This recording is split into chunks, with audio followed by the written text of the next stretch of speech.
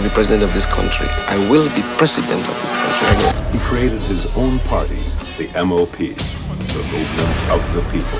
It would be wise for them to register MOP quickly, because if they don't register MOP this time, I think there will be trouble. So they brought axes to cut down the fence, and he came to the house and started to break the house up and everything. He died yesterday in a hospital located in Victoria Island at approximately 5:30 p.m. But I see a In 1997, Nigeria woke up to the news that Fela Anikulapo Kuti, the most outspoken musician the country have ever produced, was dead. He died yesterday in a hospital located in Victoria Island at approximately 5:30 p.m. The official statement did not come from the government or from the band members. It came from his elder brother, Dr. Olikoye Ransome-Kuti, Nigeria's former Minister of Health and respected global health advocate. Standing before the press in Lagos, Olikoye announced that Fela had died from AIDS-related complications. But as quickly as the announcement spread, so did the doubts. Fela was not just another Nigerian celebrity. He was a man who had been in constant war with the state, tortured, imprisoned, and beaten repeatedly under military regimes from the 1970s through the 1990s. To many, it was convenient that his death was attributed to AIDS, a narrative that diminished his legacy and painted him as a victim of his own excesses, rather than the system that he had spent his life fighting for. Fast forward to today, which is more than 2 decades later, the question have not gone away. Did Fela die of AIDS, or was the label part of a controlled story? A story that served family interest, government convenience, and international health campaigns. In this video, we will quickly point out why Fela's death wasn't just the end of a man's life.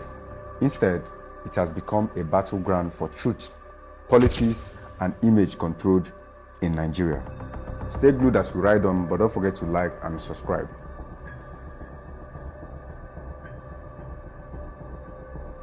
On August 3rd, 1997, a day after Fela's death, his elder brother, Dr.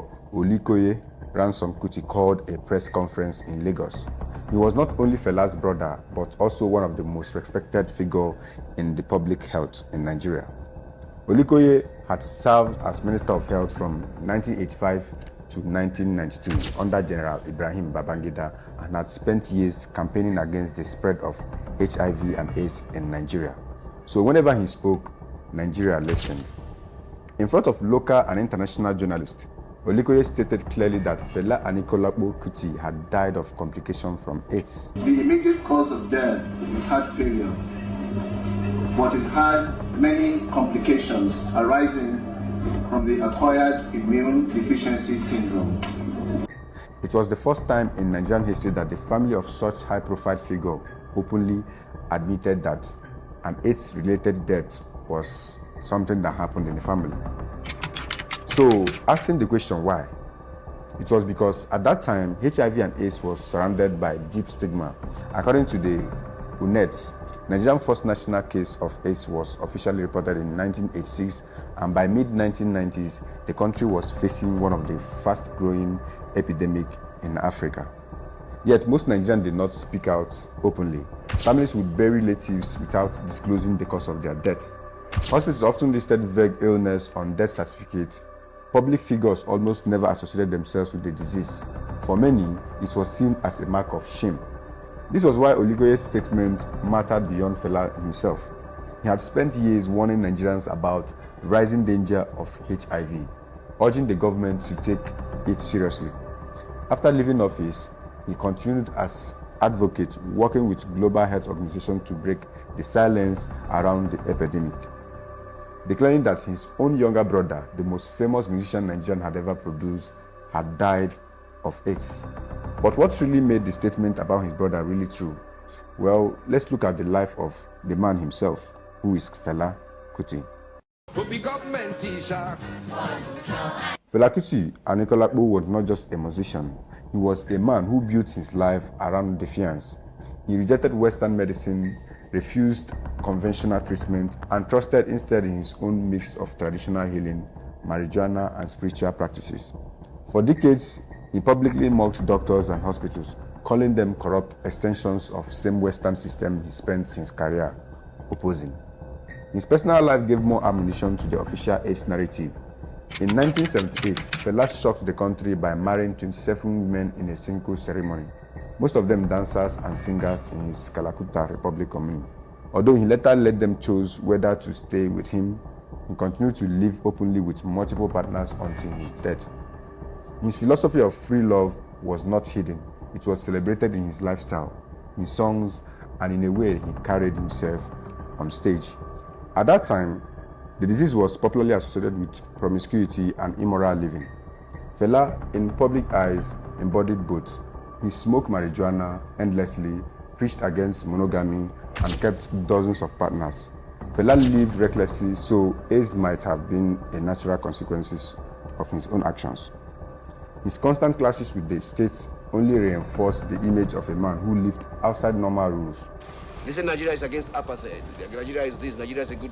In America, talks about Nigeria, like Nigeria is the greatest African country. But Nigeria is the worst African country. We have the worst things are happening, worse than South Africa. Over the years, he was arrested for more than 200 times, beaten brutally by soldiers, and had his Kalakuta Republic compound burned down in 1977 during a military raid that left his mother fatally injured. Through it all, he maintained a lifestyle of excess, confidence, and absolute refusal to bend. They brought axes to cut down the fence. When they came to the house, they started to break the house up and everything. There has not been anybody in this whole politics in Africa. Only two people have walked on the streets to follow people to where they are going. Nkrumah and my mother. What are you talking about? By the mid-1990s, photographs showed Fela looking frail, thin, and weakened. Rumors spread quickly, and when the official announcement came in 1997, many Nigerians believed it. They believed the cause of his death because it fits the picture they already had on time. A man who lived on his own terms, rejected medical help, and embraced risk. This was why the official story carried weight. It was not just that Olikoye said it. It was that Nigerians had long been conditioned to expect such thing. 1985, tomorrow, next month, I'll be president of this country. I will be president of this country, I know that. Talking about the political context of his death, to understand why Nigerians doubt the official story of Fela's death, you have to place within the politics of the 1990s. This was the period of military rule under General Ibrahim Babangida, 1985 to 1993, and later General Sani Abacha from 1993 to 1998. Mind you, these were the two regimes remembered for corruption, repression, and brutality. Both governments saw Fela not just as nuisance, but as a direct threat to the government. From the late 1970s until his death, Fela was a constant thorn in the side of the Nigerian military. His songs named generals, condemned corruption, and accused the armed forces of destroying the country. Tracks like Zombie 1977 mocked soldiers as mindless tools, and Coughing for Head of State 1980 directly confronted the military violence. 1977, under Olusegun Obasanjo's military government before Babangida's era, about 1,000 soldiers stormed Fela's Kalakuta Republic, beat him nearly to death, and threw his mother, Olikoye Ransome-Kuti, out of the window. She later died from the injuries. This set the tone for the decades of persecution all his life. During Babangida's rule in the late 1980s and early 1990s, Fela was arrested repeatedly.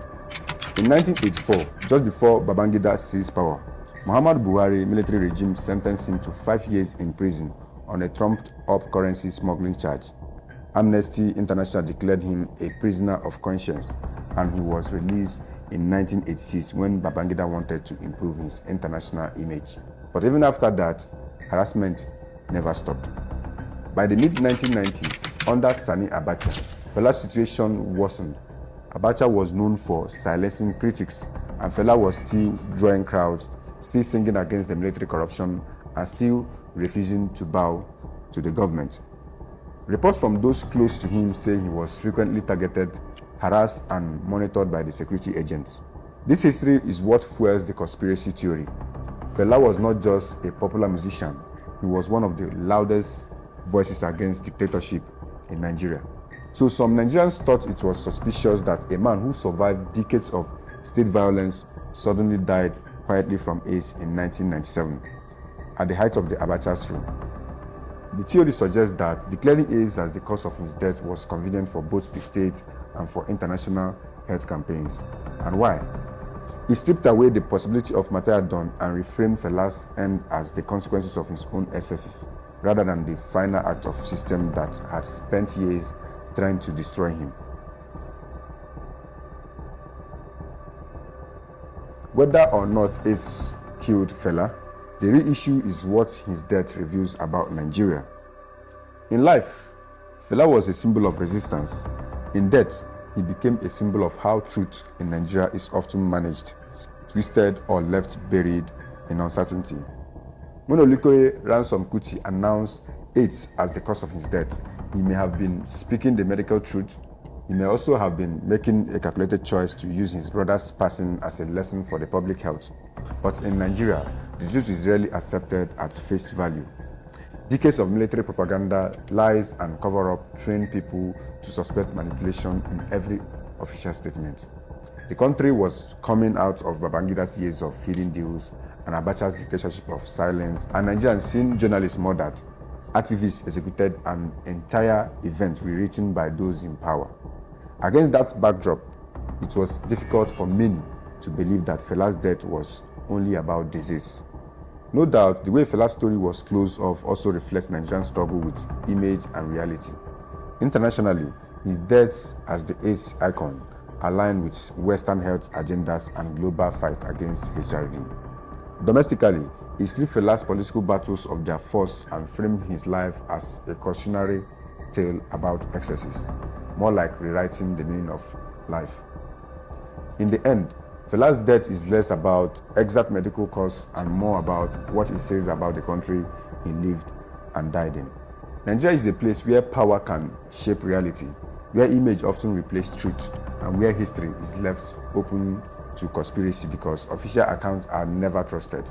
So whether AIDS killed Fela or not, his death remains a mirror of how Nigeria itself handles truth, with silence, suspicion, and stories that may never fully be resolved. If you love the truth and want to be part of the truth, don't forget to like and subscribe. Share this video. Until next time.